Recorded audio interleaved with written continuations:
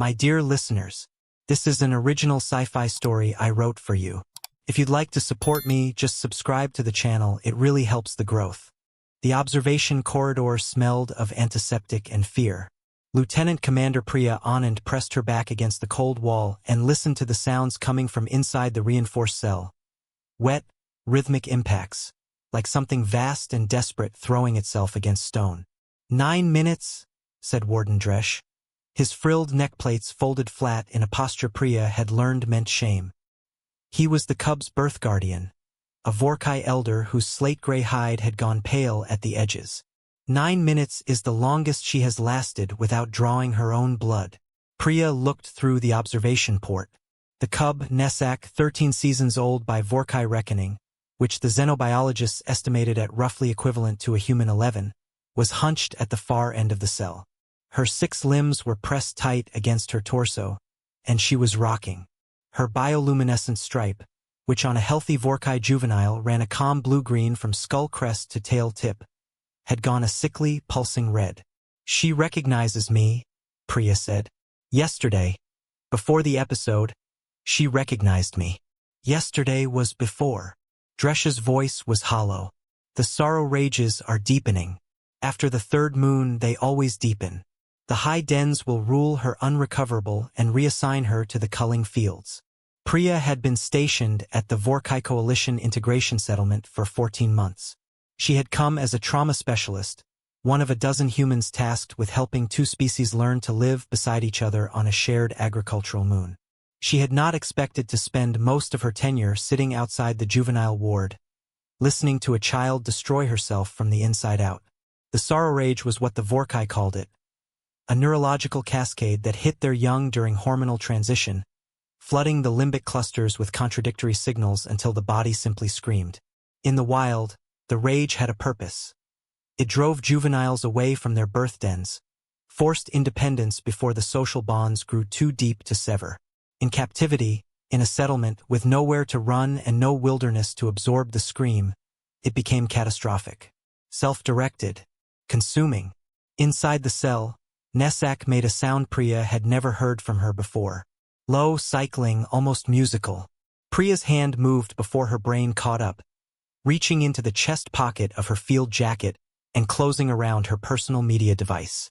"Let me go in," she said. Dresch stared at her. "She will kill you." "She might," Priya agreed. "Open the door, Warden." The door sealed behind her with a sound like a held breath. Nesak's head came up immediately. 6 eyes, arranged in 2 vertical rows, fixed on Priya with the flat, reflective blankness of pure instinct. The bioluminescent stripe blazed. A sound built in the cub's chest. Not a growl but something beneath a growl, a frequency that Priya felt in her teeth. Priya sat down on the floor, cross-legged, deliberately small.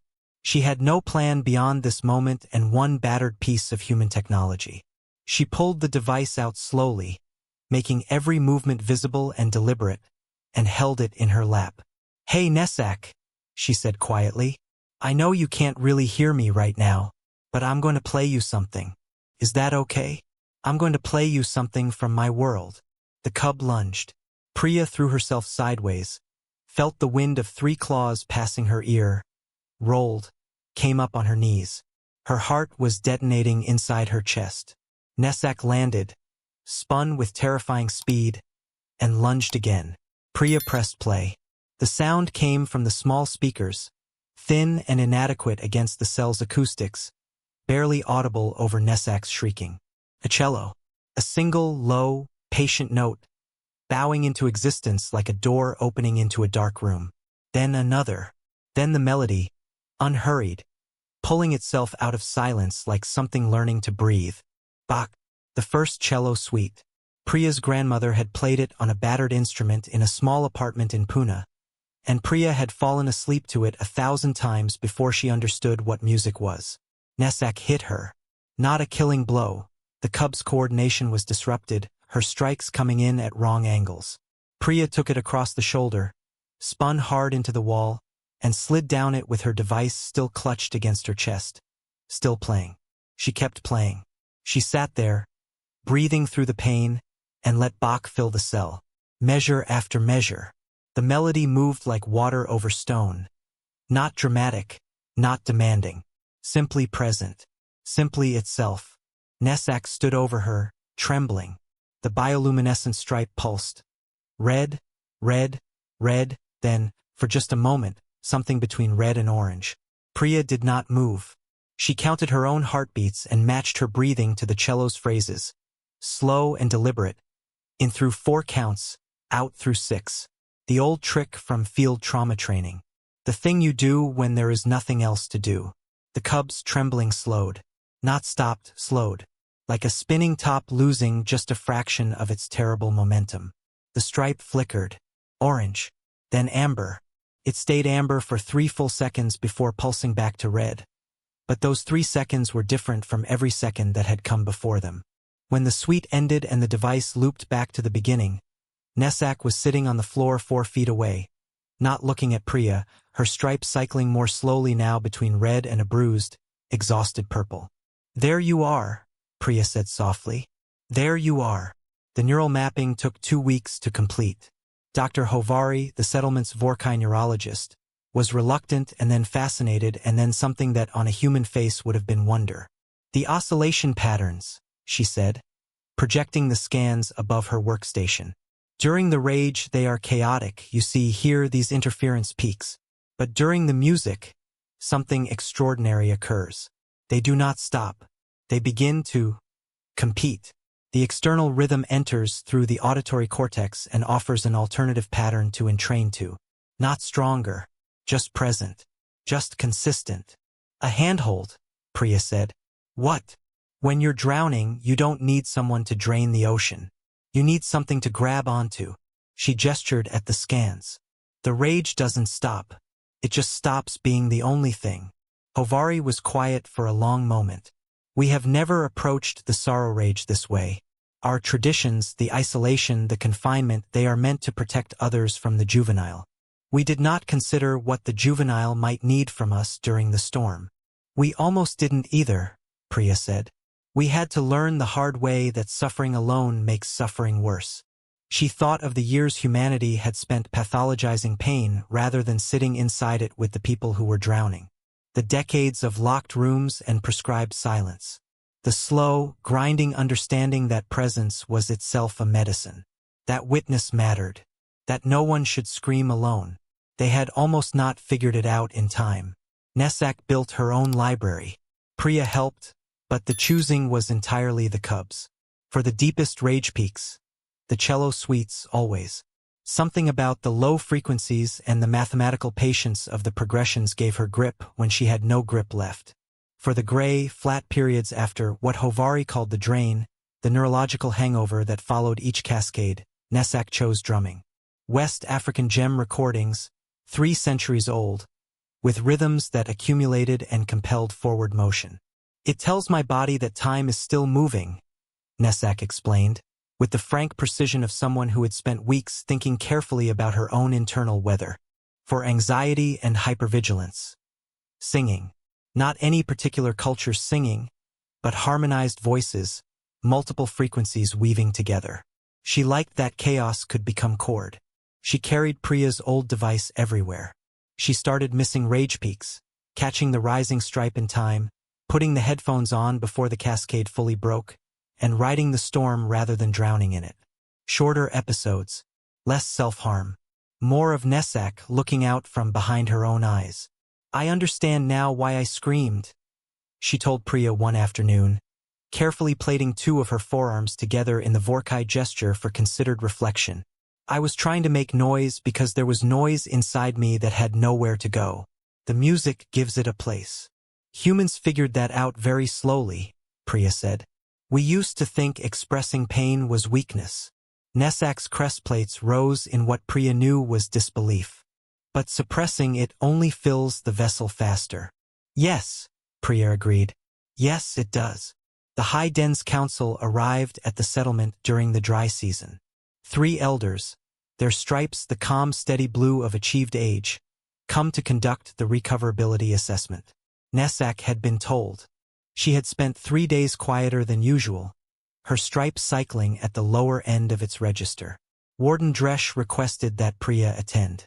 Nesak stood before the council in the settlement's central courtyard. Her stripe was amber-green. Not the flat blue of calm, but something warmer, something earned. She held the device in one forelimb. She did not hide it. "The assessment will proceed," said the eldest of the three, her voice carrying the particular resonance of a Vorkai who had been speaking with authority for decades. "Demonstrate your current state." Nesak closed all 6 eyes. She was still for 1 breath. 2. Her stripe dipped toward red. Priya saw it from across the courtyard and went very still herself. And then Nesak brought the headphones to her auditory slits and pressed play.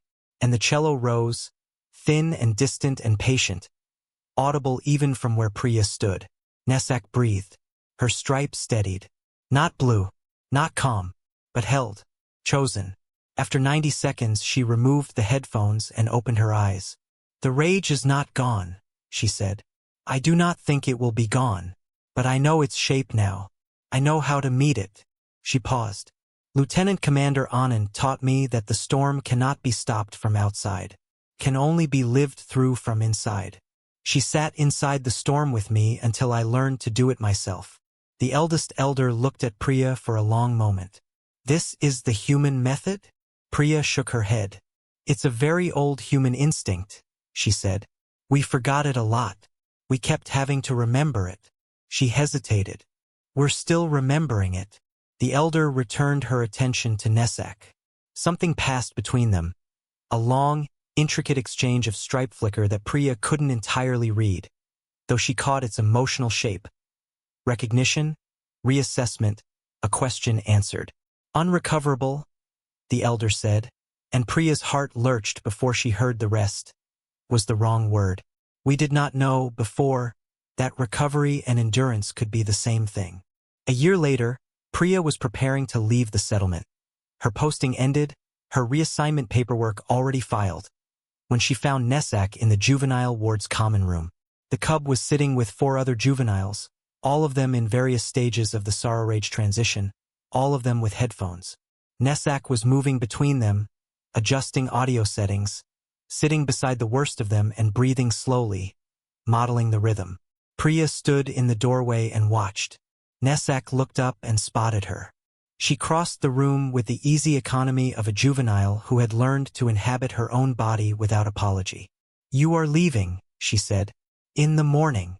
Nesak's stripe shifted to the amber-green that Priya had come to associate specifically with her, a color she'd stopped thinking of as a compromised calm and started thinking of as Nesak's own particular frequency. Hard one. Specific. Real. "Will you teach this where you go next?" Nesak asked. "I hope so." "Good." The cub held out the old media device, the battered one, Priya's own. "Take this. You will need it more than I will. I have memorized the sweets." Priya took it. Her throat felt tight in the specific way that meant she was going to cry later, in private, which seemed appropriate. "What you did," she said carefully. "The sitting with the others, the teaching, you didn't have to do that." "Neither did you," Nesak said simply. "You came into a room where I could have killed you, and you sat down on the floor and played music because you decided it was worth trying." She tilted her head, crest plates lifting in a gesture Priya associated with the kind of philosophical statement Nesak made when she had been thinking about something for a long time. Humans believe that no storm has to be survived alone. That is not obvious. It is not obvious to us. We put our storms in rooms by themselves. "We used to," Priya said quietly. "You stopped. Mostly. We're working on it." Nesak made the sound that Priya had first heard during the worst of the rages, cycling, almost musical, and that she now understood was the Vorkai equivalent of a laugh, low and genuine. "You are honest about being unfinished. That is also something you taught me." She turned back toward the other juveniles, then paused. "There is a word in the old Vorkai, Velahari. It means, the one who sits in the dark with you until you can see. It is a word for someone very important." She looked back over her shoulder, stripe steady amber-green. "We will remember you with that word." Priya held the old device and stood in the doorway until Nesak was settled again beside another struggling cub, headphones in hand, breathing slow and deliberate into the space between one storm and the next. The frequency of company, Priya thought. The radical and apparently cross-species revolutionary idea that suffering alone was optional, that you could simply choose to go into the dark with someone, and sit there and play something patient and low and present and wait. Humanity had not invented music. But maybe they had worked out, the hard way across a long and brutal history of getting it wrong, what music was actually for. Not performance. Not escape. Witness. The refusal to let anyone scream into silence alone. She slipped the device into her pocket and walked out into the amber light of the settlement's long morning.